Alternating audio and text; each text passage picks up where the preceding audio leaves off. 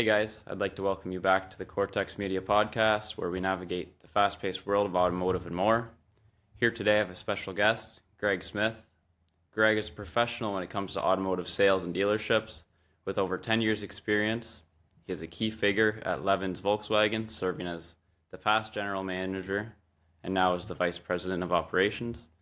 Levins Volkswagen is a well-established car dealership located in London, Ontario, Canada, offering a range of new pre-owned vehicles along with various automotive services. Greg's experience and leadership are vital in maintaining the high standard of customer service and operational efficiency that Levins is known for. It's great to have you on, Greg. Great to be here, Corson. Thanks for having me on the podcast. No Good to worries, do this. no This is my worries. first one, so really excited to do this with you. That's awesome. It was supposed to be my first one with you, but I found some other people to talk to prior, but that's okay. Yeah. Yeah. I'm still a beginner just like you, so I It's just all I good. just got to add before we dive in, I just wanted to mention that I'm a huge Volkswagen fan. I don't know if you knew that or not. I own an older Jetta and an older GTI, but let's not get too sidetracked by cars. Instead, let's Yeah, focus on our conversation. So let's for first sure. start talking about your background and what you did before entering the automotive industry, and what were key factor to point you in this direction. Yeah. So my entry into the car industry is, I guess it dates back to 2005. So quite a while ago. I was 18 at the time, and I was a car guy always growing up. My idea of a fun activity with my dad was to talk him into driving me around to all the different car dealerships, and we'd walk around and look at all the cars, and I'd sit in them. I wasn't very old then, maybe 8, 9, 10 years old. And I always dreamed of owning a car dealership. That's what I wanted to do. And so I made it my mission to get into the car industry, and decided to go to business school. Thought that was my path to get into owning a business someday or working in business.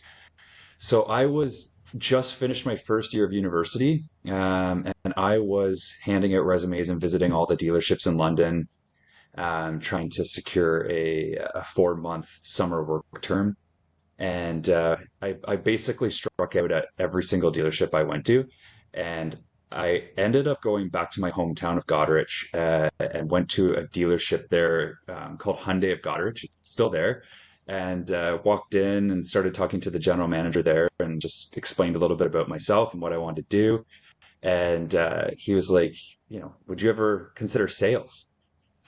And I was really just looking to wash cars or be a lot guy. That's kind of what I thought my 18-year-old self could do, and didn't really think about selling cars at that point. And I think 2 weeks later, I had my OMVIC license, and I was selling cars.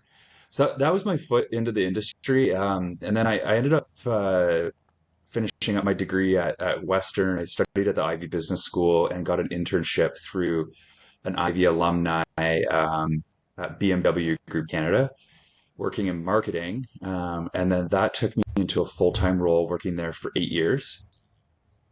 And Nice. so I started in event marketing. I moved into sales operations. I was promoted to management fairly young. I was 25, so not too old, running a team, just two people, and we were looking after sales incentives. And we did that for BMW. We did that for the brand. And then we also were involved in the launch of BMW I, which was the electric car, Oh 2014 or yeah. 15, I think, back then. And then I moved into the regional job, regional sales manager for Central Canada. I did that for about 2 years. And then I ventured into the exciting world of automotive retail, as a general sales manager, with BMW still. So it was about 11 years altogether with BMW. And I'm giving you just kind of the quick Coles notes here. Then I No, all jumped over good. to Volkswagen in 2021. That was a pretty crazy time for me because I had a 2 week old baby girl with my wife. That was our very first baby. I now have three kids. But I started as a general Congratulations. manager. Yeah, thank Thank you very much. I started as a general manager with a 2 week old, and not getting very much sleep, and running a dealership that was about 60 employees, give or take. So pretty big Oh shop, big wow. sales team. Um, and I did that for approximately 2.5 years, and then my most recent role, as you mentioned, is vice president of operations for Levin's Automotive Group. And under that role, I look after 7 dealerships, and 5 different Holy brands. cow. Yeah, so we've got 2 Volkswagen stores, 2 Mazda stores, Chrysler, Volvo, and Subaru. So a good So you mix, guys, good portfolio. yeah, good mix of everything. Yeah, yeah. So it's, yeah, 7 dealerships. I think it's something like 300 employees. Holy cow. We've got That a pretty good operation going there, and we have most of our stores in London, Ontario. We've got one store in Chatham, one is in Windsor. that's awesome. You guys are venturing out Yeah. all around Ontario. That's amazing. Yeah. What seems to be the best selling brand out of the dealerships that you mentioned? Uh, our Volkswagen Or store is a mothership, so it's been around for a long time. I think it's been around for, perfect.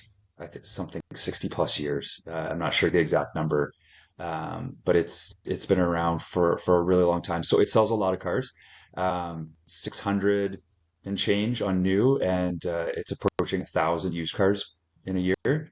That's Um, amazing. Another top performing store or brand in our portfolio is Subaru. Really loyal following in the Canadian market with all-wheel drive. Its loyalty percentage is extremely high, probably one of the best in Canada. Um, so once you own a Subaru, I can attest to that a little bit. I have an uncle that drives Subaru, and his wife drives Subaru, and his children drive Subarus, and that's pretty much all they've driven. So you see a lot of that type of customer base with that brand. That's awesome. Yeah, I've heard a lot of good things about Subarus. It depends who you talk to. Some people have amazing things to say, and some people say their boxer engine wasn't the best created engine, but they still drive it Yeah. anyways. Yeah, What's it depends, I guess. Like, a lot of the brands have good things and bad things to say, right? And exactly? Yeah, you mentioned earlier that you love Volkswagen. I'm with you. I'm more of a German car I was lover. just about to ask you. BMW, Volkswagen. My wife drives a Volkswagen Atlas. It's a great family vehicle. You can fit 3 car seats in the middle seat, across, which is Perfect. perfect for my family right now. But yeah, yeah, that's probably, yeah. I mean, to answer your question, it's probably right now Volkswagen, Subaru would be the two. That's Yeah, awesome.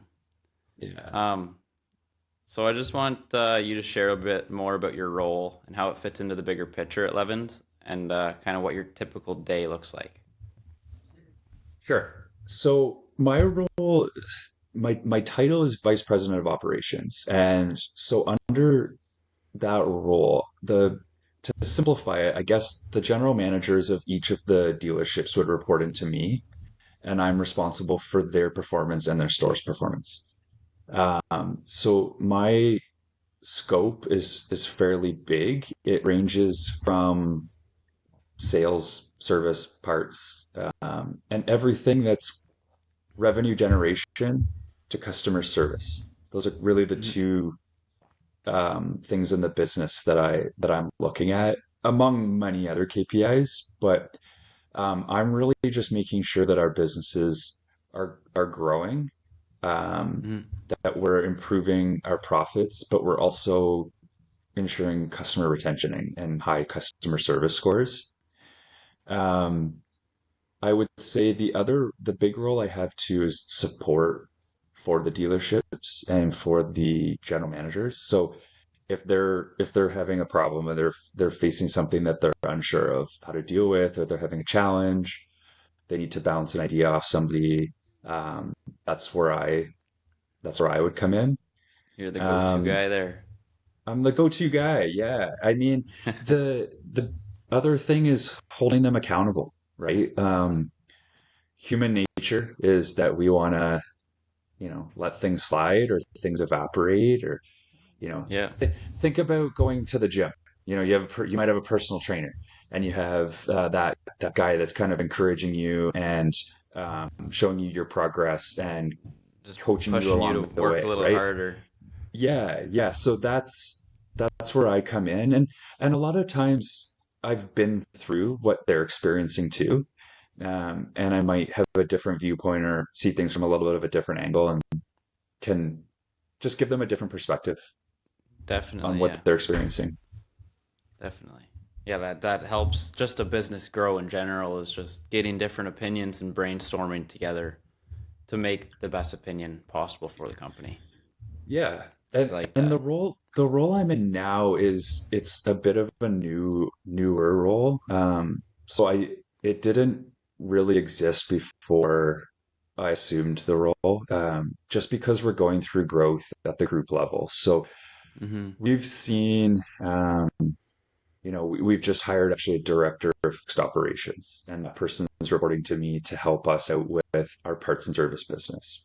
Because if you look at the opportunity with parts and service, it's massive, and there's so much more of the needle to move when it comes to that piece of the business. And my background is largely sales. Hmm. Even when I worked on in the corporate side at BMW, I had majority of my roles were sales functions. So we decided to bring that that position in. They're starting on the 24th of March, just to bring a new perspective. And that person's got a technical background as well. They're a trained um, licensed Tech mechanic or technician. technician.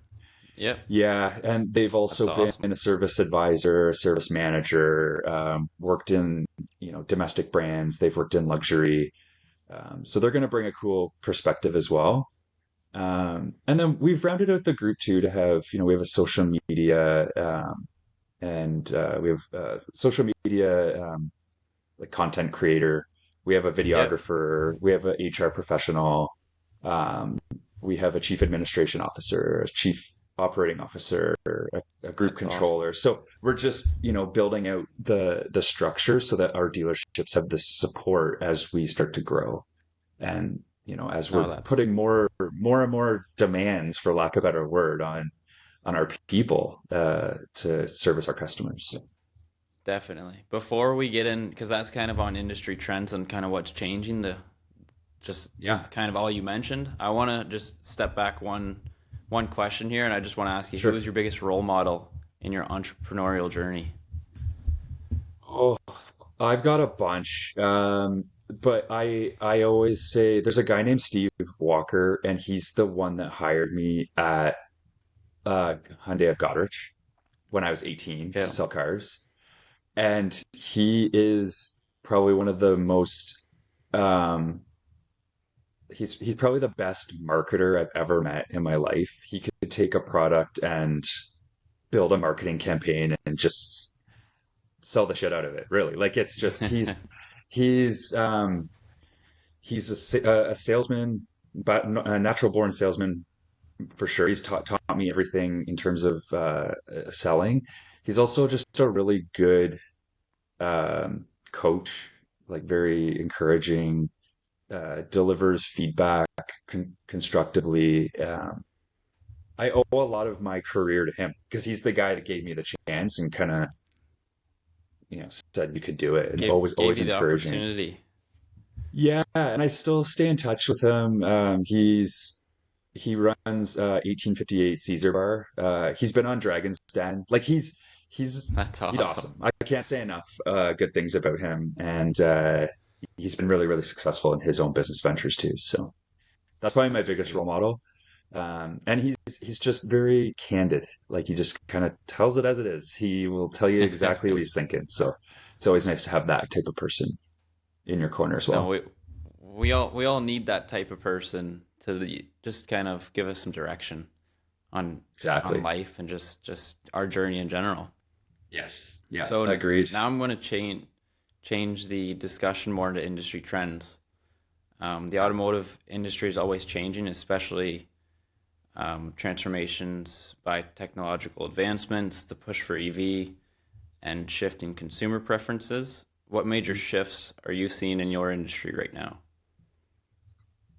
Um, the beauty of the automotive industry is there's always something. There's always a storm that we're weathering. I mean, 2008 was the recession, and I went through a pretty big transition at BMW where we had a bunch of cars affected by the Halifax ice storm of 2015. And I think we recalled and replaced something like 3,500 cars. I don't know if Oh that number's wow. accurate. It's in around that number. So that was huge. And then then we hit COVID, right? And we have inventory shortages, and then we're Yeah. dealing with interest rate hikes. That were just crazy. We're selling cars at 8.99, 9.99, really high interest rates. Yeah. But now, and I hate the topic. I don't want to get too much into it because it's tariffs, right? Everybody's talking about tariffs, and Yeah. that's the common question right now: is how are tariffs affecting your business? And I mean, the long and short of it is it's not really right now, but um, it's on everyone's mind. And what's it going to do? And are we going to Definitely. see another, issue with price hikes and cars going even crazier in terms of MSRP? What's that going to do to the used car market? You know, so I'd say that's probably the biggest one right now. The other thing we're going through is a real tech shortage. So when it comes to service, trying to attract, recruit, and retain licensed technicians, Definitely. um, Yeah. it's a bit of a it's a bit of a tough situation to get those people and attract them. We're all in need of techs, all 7 stores. Yeah. And I think if you I'm talk to actually any, working. I'm working as a yeah, truck and coach tech. okay, Like yeah, while I'm doing these podcasts, and love working on vehicles, but not other people's vehicles. Not and it's so like I'll come home, I'll blow my nose, and mhm, it's just black. Trucks are a little bit different than cars, but at the end of the day, I try to savor my health over working on someone else's vehicle. But that's my opinion on it. right, And yeah, I think a lot of people just don't want to do the laborious work. Like I love the heavy lifting. I love the hard work that it is. It's just there's a lot of people that don't now, and a lot of people want to sit around and not get a job. Really, like it's just the day and age yeah. of It the is, youth. and there's so like a lot of people now are going into their own businesses too, right? Or they're getting Yes. into um, the more the tech the tech businesses or the social media world or all of that kind of stuff, marketing. Yeah. They're staying away from the trades, but um, we're seeing some younger talent come through, and we've been able to attract them and retain them and bring them in and pay them a good wage, and put them with a mentorship program, whether that's somebody who's a shop foreman or somebody who Yep. just has a passion for coaching new technicians. So that hasn't been tough once we get them, but finding the talent has been Definitely. kind of tough.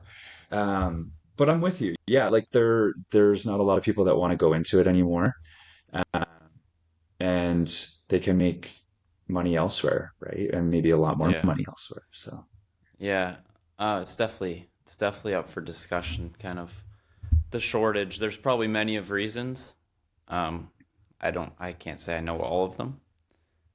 Being a tech myself, I know a lot of us. I know there's a lot of pay shortages. Like there's shops that don't treat you well. They don't pay you properly, and that just depends on the company, right? But if you're a company that pays proper, you treat them properly, you have a good mentor for them, they're gonna stick with you and they're gonna treat your company as their own. If they can learn and apply the knowledge that they're learning, they're gonna stick with you and they're gonna be happy to work for you. yeah, it's like any role, right? You have to treat Mm-hmm. anyone in the organization with with respect. We're really big on always doing the right thing and making sure our people are looked after. In automotive, especially in the dealership world, it's the two P's. It's process and people. Yeah. So making sure that people have a process to follow and that they're trained properly and supported along the way, and then having empathy for your workforce and making sure they have everything they need and that they like coming into work, and that they're having fun too, right? Because you spend more time at work than you do with your family. You're there literally Yes. more hours, right? So it's super, super important that you're taking that feedback. And, we do things like employee surveys. I make an effort to make sure I'm going around and learning everyone's name and understanding, what their challenges are and how I can help them, because that's what people want. They Yeah. want to feel supported. So the world of technicians too, you'll hear, um, like the cars are big computers now, right? Like there's a lot Definitely. of Yes. there's a lot of computer and software that is in the cars, and they have to get trained on that too. So it's not just being a mechanic anymore. It's really being full A cycle tech guy, understanding. Yeah, you have to and troubleshoot their especially problems.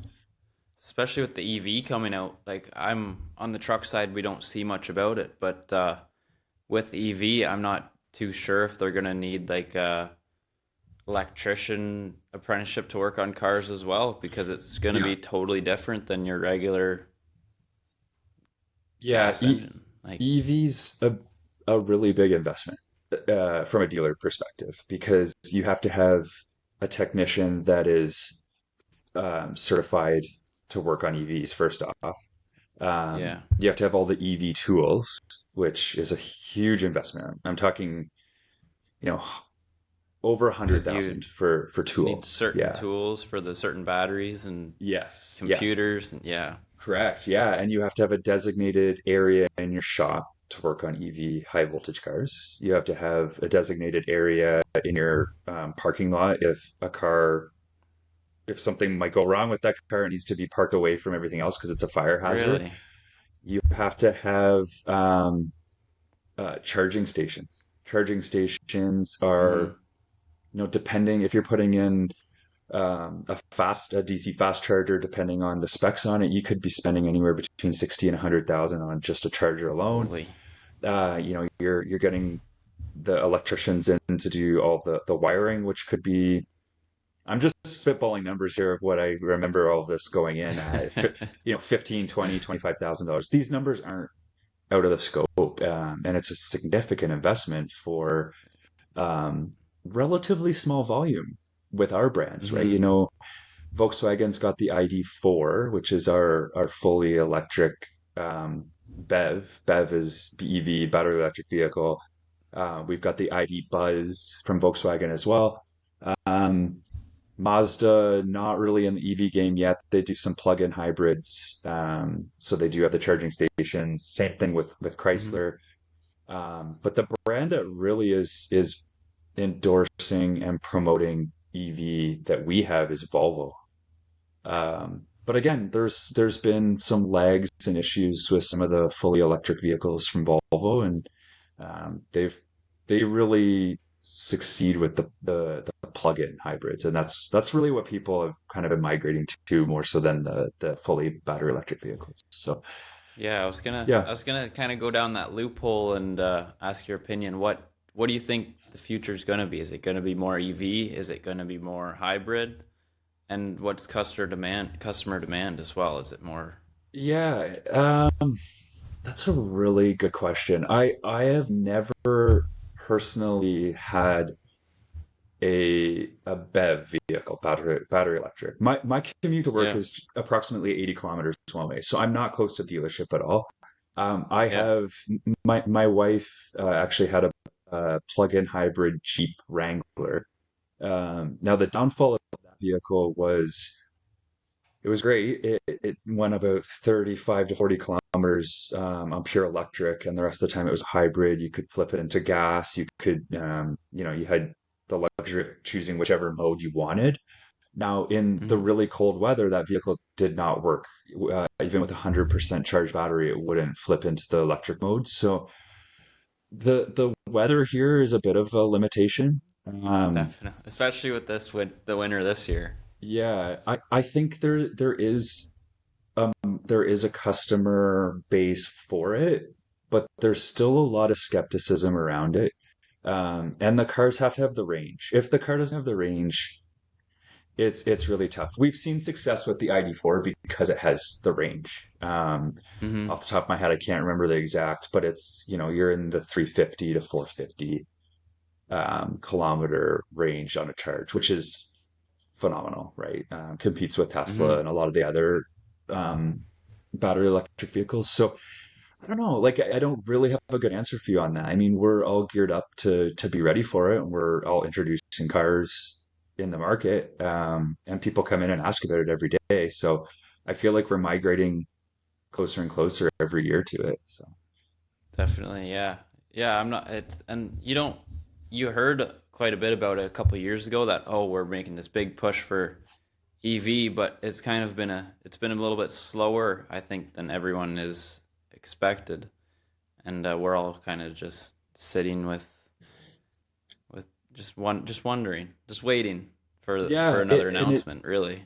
Europe has definitely adopted it a lot faster. One of my really good buddies lives over in Sweden, and his wife drives a Tesla, and he drives a Hmm. Porsche Taycan, fully electric.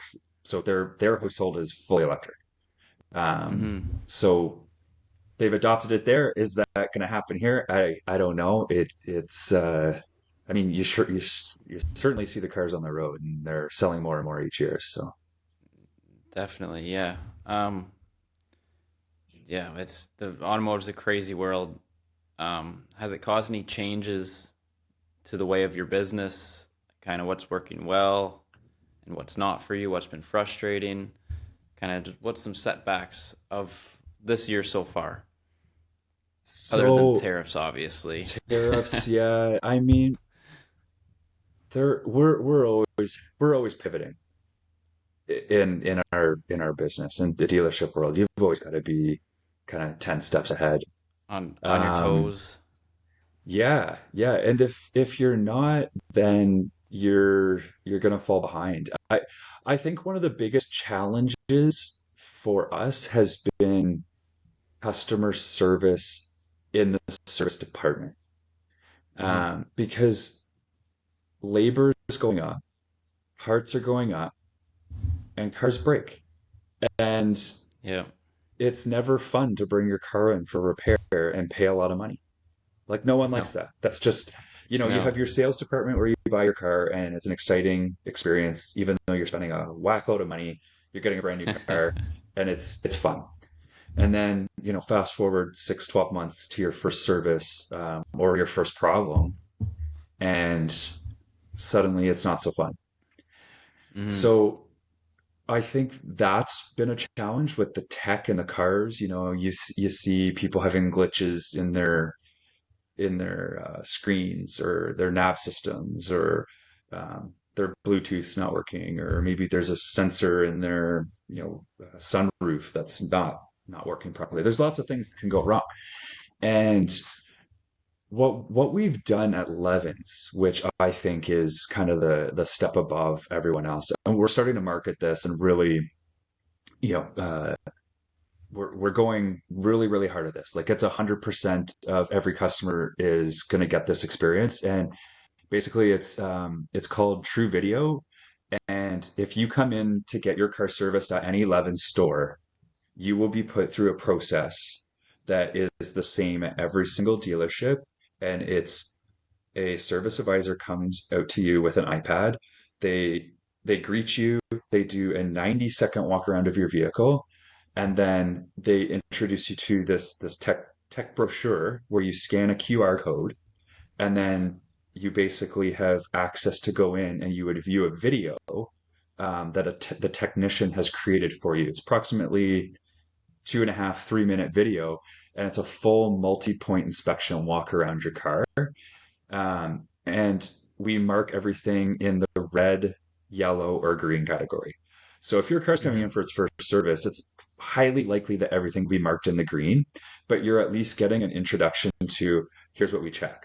So we're checking, your wipers, we're checking your signals, we're checking your tires, we're checking your brakes, we're checking the whole Yep. undercarriage of your car, um, just to make sure that everything's in working order. So And that, I just had my wife's car in for her first 15K service on her Atlas, and they did yep. this process, and I went through it as a customer. And they actually did recommend, they marked my cabin filter in the red and said, this is the cabin filter. And for someone who's not a car person, they might not know what that means, but really it's the Yeah. filter that filters the air that your family breathes inside of your car. So you want that to be a nice, clean, new filter every time that you're servicing your car. So they explain the why behind what they're doing as well. You don't get that a lot when you go to a dealership. So that is kind of next level. And that has been hugely well received with our customer base. You'll That see the that's verbatim amazing. in the commentary in the surveys where they'll say, I came in and I wasn't super happy that I had to have, a $300 bill, but understanding what was being done to my vehicle and the why really gives me peace Yeah. of mind, um, and makes me trust in Levin's. That's So awesome. that's probably, that was a big challenge over the last couple of years, was just customer service, and the customer I just want to expectations touch have gone up. Yeah, on yeah, go ahead. Yeah. what you just talked about. Even though like that's great for the customer that you're showing what needed to be done and why, but they're Hmm. also learning from that too. If you give them like a quick overview, they're learning kind of what every part is. They're learning why you need every part. They're learning kind of little ideas about the vehicle. So it's not just they're learning the why. They're learning the oh, where is this, and they're learning everything about the vehicle. That's amazing. I think that's Yeah. a great idea. Yeah, it is. It's really good. And even just little things like, and here's where your washer fluid is, and we topped up your washer fluid today, right? Yeah, that Like, you some may people not don't even know know that. that that happened. Yeah, exactly. So, That's great. No, yeah. I love that. That's gonna. I think that's people are gonna love that, and just the learning factor of it. Hmm. That's awesome. Sorry, you can keep going. I just had to cut it and say that. Oh, that's okay. Yeah, but I think like that's our competitive advantage right now, and that's a situation where we took a challenge, which was, CSI scores are dropping, or CS customer service, or customers expect more, and we want to make sure that we're retaining them and we're improving customer loyalty. So how can we do that? And you know, I'm optimistic that will be our competitive advantage, but it's probably highly likely that a lot of the dealerships will start to adopt this, right? And then Mm-hmm. something new will come, and we'll have to, go back to the Definitely. drawing board and figure out how we're gonna differentiate ourselves again. But if you can get ahead of the rest of the dealerships and kind of get that customer base early, that's great for your team and even your techs as well. Hmm.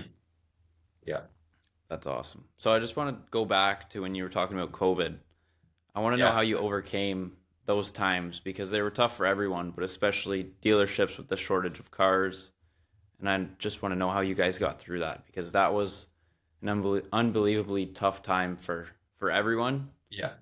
And how did you manage, especially with dealerships going a lot online sales, and just explain a little bit about that. So COVID was interesting for me because I saw it from two different dealerships and two different roles. So I moved to be a general manager at Volkswagen during that time. And so when COVID originally, was a thing, and it was March 2020, and we were shutting down, and we didn't know if we were going to be an essential business or not. I remember, at the time I had a team of 25 people, and having to bring them in one by one, talk to them about what was going on and what we were doing. Um, that was really tough. A lot of people had uncertainty and questions, and it was not just trying to keep the business afloat, but it was also making sure that your team was emotionally okay, and that we were going to get through this, and that there's going to be light at the end of the tunnel, right? So, um, when we initially shut down, I did work throughout it. So I was the only sales employee at BMW, and I went in every single day, and just I was answering e-leads from customers. I was sending them videos. We were selling cars still, doing touchless deliveries. Um, we just had to reinvent the way we were doing business and get creative, and a lot of collaboration too, right? The auto industry is small, and you would talk to other dealerships to see what they were doing. Your vendors were great. They were giving price cuts on things and giving breaks and delayed payments and whatnot. So it felt weird, but it also, we got through it. Um, then inviting people back was interesting because it gave you a chance to reset a little bit. And I remember we had some of our biggest months in COVID, and but I remember we were still on, budget cuts, and we couldn't spend money and that kind of stuff. And I just actually stumbled on this picture the other day where I wanted to give recognition to my team. And I took this idea actually from a guy named Eric Jansen. He's a university professor at the Ivy Business School, and he posted something about the paper plate awards. So what I did is I had a little like an award ceremony for my team, and I wrote out, a page of accolades that they had accomplished over the COVID time. And then I named an award after that, and I gave them the awards. Sorry, my dog's just behind me here going upstairs. That's okay. So that, I mean, you had to get creative, and like now I wouldn't do something like that because I have budget, and I would, I would recognize people with, dinners or award, like actual awards, or you know Yeah. prizes, money, that kind of stuff. But back in that time, it was, you didn't dare, spend any extra money because we didn't know when the next lockdown was coming or what was going to happen Hmm. with our expenses. So that that was a really interesting time. And then I decided to move to a general manager position, and I remember we were still um, masks and everything, because I think it was March of 22. I can't remember what year it was when we got to take masks off. And there were a lot I of think 22. people, Yeah. 22, yeah, there were a lot of people that I worked with at Levin's Volkswagen who I'd never seen their face. I'd never seen their mouth because I hadn't worked there. I was a new guy. So Yeah. that was interesting. And then just like all the different COVID restrictions. Like the other day I just found all the forms that we had to fill out every morning when we got into work. And we Oh, would have that to was submit them. terrible. And you quickly forget, even just meetings where we'd all have to sit 6 feet apart, Sit. right? Extra. Yeah. Oh, Yeah. it So was crazy times. I don't know if I'm answering your question because I'm just kind of rambling on and, No, kind of it's great. thinking about all this stuff that we went through. But it we did an exercise not that long ago where, because people kept saying, oh, we used to do that before COVID, or that was something we did in a past life or whatever.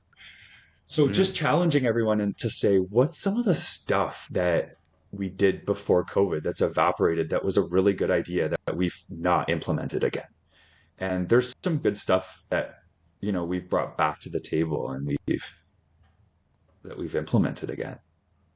But I think COVID was, it wasn't a great time, but it was a good reminder to all of us for what's important, and how to run our businesses again, and you know kind of And it reinvent. was great to try and, well, we were forced into working a way we've never worked before, but it almost worked in the better because you looked at your business a different way and you had to run your business a different way. It challenged everyone in the business world in a positive manner. Mhm. Yeah, yeah, it did. I would never ever want to go through that again, but I'm kind of happy No. that we did, right? And it gave us resilience to things like that, right? So even as we're going through all of these other things, and there's going to be something else that comes. It's just the way it Always. is. There's always Um, something. yeah. So, we've been through the hard times and we know we'll get through it. So, So you overcame the challenges in COVID. So as you navigate current challenges facing Levins, what do you see are the most pressing setbacks or pain points? How are you addressing their issues? And what strategies do you believe will be crucial in overcoming them? Obviously, the issues aren't going to be as big as what you had during COVID, but what are some of the kind of little setbacks you're having in Levins at the moment? Or in the uh, dealership world? I'll say the dealership world. yeah, setbacks. There's always challenges. I don't think I'd characterize anything right now as Hmm. as a setback. Like I You've think, touched a little bit on challenges, so yeah, I c- something that I think we struggle with, and anyone who's listening to this can probably resonate with it if they run a business or they employ people. But it's really just getting people to do what they said they're going to do, um, and giving them that autonomy to be the extension of you as the manager.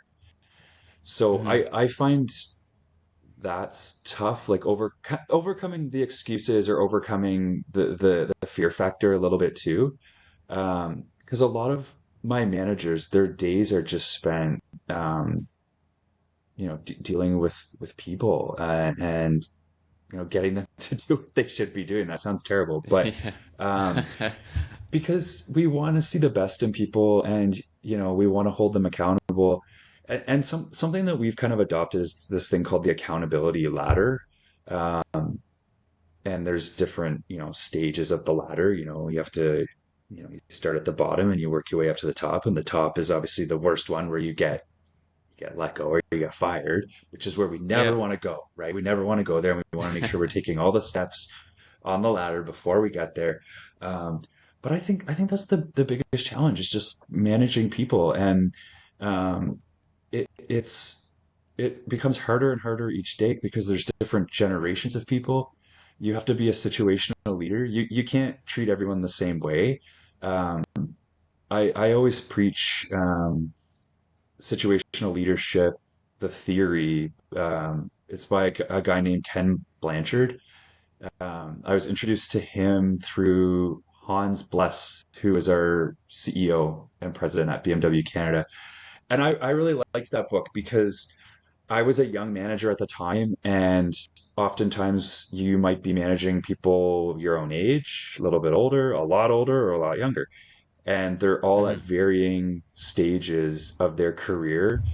And if you can kind of categorize somebody into competency level and commitment level, you get a good sense of how to manage that person, whether it's through delegation or coaching or supporting or directing. Those are kind of the four different quadrants. Um, so a lot of my day is spent, helping managers be people managers. It's not necessarily Yeah. managing the actual business itself. It's managing their people to get the best out of them, and then people want to grow too, and they want to progress, and they're always looking to do the next best thing too. So having succession planning and all of that is really important too. No, that's awesome. I love to hear that you're not facing many challenges. It just, and by you saying it's a people thing, it just means you're getting new people in, you're growing as a company, and everything's kind of moving forward as one. Hmm. So we kind of covered the challenges. What are some of the goals for the next 6 to 12 months? What are kind of some of the focuses? You said the service Yeah. the service videos. Is there anything more that you're kind of focusing on, either dealership or service side? Yes. A big focus at our group is selling more used cars. And I'll get into the reason for that. It's well, really, used cars helps you in a time like COVID, right? When there Mm-hmm. was no inventory and there was inventory shortages with you know, some brands, not others, and then it would flip flop. When Mm-hmm. you're a dealer group, you can really um, be sustainable through used cars. So a lot of times when you're thinking about business and how to be successful, you need to think about how to be sustainable in your business. It's not just about the quick win. It's not just about winning the day. It's about winning every day. And um, used cars is a strategy that we've got a lot of focus on in every single store. And it's not just volume; it's the gross game as well. So to give you an example, I was just at Volkswagen Chatham today. That's our one of our stores in the group, and we were talking about the challenges with sourcing used car inventory because Mm-hmm. um, you know that also feeds the shop, right? It gives the technicians work to do, and Yep. it builds up your customer base. A lot of times, it allows people to have entry into your dealership through maybe a little bit of a cheaper car if they're not buying brand new, and then you can retain them maybe next time when they're looking to buy a new car. Um, and there's good profitability in it. And if you're a good used car operator and you're turning your cars quickly and you're buying them right, um, you can really make a profit with that. And then the customer service piece of it is making sure that you're reconditioning them and safetying those cars so that they're not breaking down the week after someone takes delivery of it. That you've equipped the That- car with a warranty and you've equipped it with strong reconditioning, and you know exactly what's been done to that car. Maybe there's a certified pre-owned program through the brand or something like that that you've followed, and maybe they're getting a little bit better rate. But that's been a big focus for us because it creates the sustainable profit for us to do other things in the group to support our people, to hire bodies in supportive roles, to invest in technology. That's probably one of the biggest focuses for 2025, I would say, for all of our stores.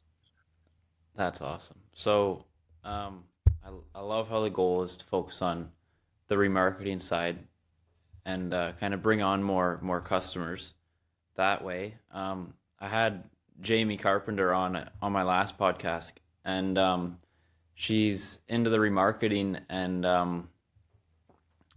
working with AI to try to make AI programs to help remarketing processes be a little bit more cost effective and efficient. What are your thoughts on that? Have you guys introduced any of that in your company right now? Are you looking on maybe doing that? I'm hoping to get into some committees with her and get some more information on that. Is that something like is AI for the remarketing process kind of something that you're going to see in your dealership in the next year maybe? It wouldn't surprise me. I haven't seen it yet. And I'd be very interested to talk to Jamie about it just to hear. I haven't seen AI in any functions with reconditioning yet. Where I've seen AI come into play is um, with marketing. Mm-hmm. Okay, to use an example, Auto Trader using AI to optimize your spend of where you're marketing your vehicles, whether it's through mobile boosts or you're doing priority listing, provincial listings, that kind of thing. Um, I've also seen AI um, with service when it comes to service drive or service exchange. Mm-hmm. And I'll maybe explain that term just for anyone who's listening who doesn't know what I'm talking about. So if you are coming into the dealership to get your service completed, you're a potential customer that might want to buy a new car as well, right? So that AI tool would assess your candidacy for a new car, saying, there's X amount of equity in your vehicle, and based on the value of your car, we could get you into this car for X payment or X price. And it does a lot of that thinking for you and displays that through analytics and communicates with your customers and stuff like that. So we've seen that, and a lot of my GMs have been inquiring on that and sitting through demos.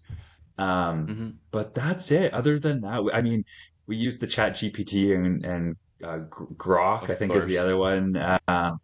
To help our business or write different things, help with marketing campaigns, vehicle descriptions, all that kind of stuff. Yeah. But yeah, it's coming, man. It's coming. AI It, is crazy. So it's definitely just around the corner. Like even just with what has been released for apps or programs this year, like there's been what 10 or 15 almost identical to Chat GPT, yeah, and it's pretty crazy. It's a totally different world with AI, and I think it's going to make things a lot more efficient and a lot better as long as you know how to yeah. use it properly. Well, you know what? You asked me about some challenges, and one has actually just come to mind again. Is leads. So if you send an internet lead on a vehicle, Yeah, getting salespeople to follow that process has been a challenge. And one of our stores has actually put in an AI tool, or an AI bot will do the follow up and answer the lead, until a yeah. live person takes over. So there's definitely that aspect of it too, where they integrate AI into the sales process and Into act as the like a sales CRM. agent. Yeah, yeah, yeah. So Yeah, I've heard a lot of that. Not even in automotive, just business itself. It's been helping automate some of the tough tasks and make things a lot easier for business owners themselves. yeah, If you could go back to when you started, what advice would you give yourself? I'd probably sell cars longer. I didn't do that very long. You enjoyed Um, it. I'm definitely more of an analytical operations guy. Um, I sold cars. I thought I was good at it. I see some of the top salesmen now, and I wasn't good. I was good because I was organized and I followed up and I tried hard at it. But I'm, it's not what I love to do, but I think sales is everywhere in business, like not just automotive. Hmm. You need to know how to sell something or a product or yourself or your service or whatever it is. So sometimes I wish I had a little more practice at that. I will admit that. And maybe that wasn't just selling cars. That it might have been selling in the F&I office or something like that, or spending some time on the service desk because that's sales, right? That's still a sales role. Yeah, Um, but most of my jobs have been, um, people management, leadership, or operational roles. Um, but sales, if you can sell, that's the richest people are entrepreneurs and salespeople, right? So and their yeah, biggest skill is they know how to sell, they they know know how how to to market. sell. Yeah, and they don't teach you how to sell at business school. So um, Really, that's I've they I've never don't been. So they don't. I know Eric Jansen, who I mentioned earlier, is um, he is teaching a sales course, which is one of the only ones out there. So there's awesome. not a lot of sales education. No, there's more entrepreneurs kind of talking about it and doing mentorships about it now. Hmm. But if you looked 5 years ago, there was nothing about it. No one taught sales. No one talked about sales because the people that were good at it didn't want to give away their tips. That's right. And yeah, that's just the way the world's going around. Yeah, Well, exactly. thank you so much for joining me today. My I pleasure. Yeah, appreciate it. lots of fun. Yeah, That was awesome. I yeah, really appreciate you taking the time to share your insights and experiences. I'm sure the audience has learned a lot. I've learned a lot, and keep with Volkswagen because I'm a huge fan, yeah. and I hope you'll come back and join us in the future. I will for sure. Thanks very much for having me, Course. Appreciate it. Yeah, no worries.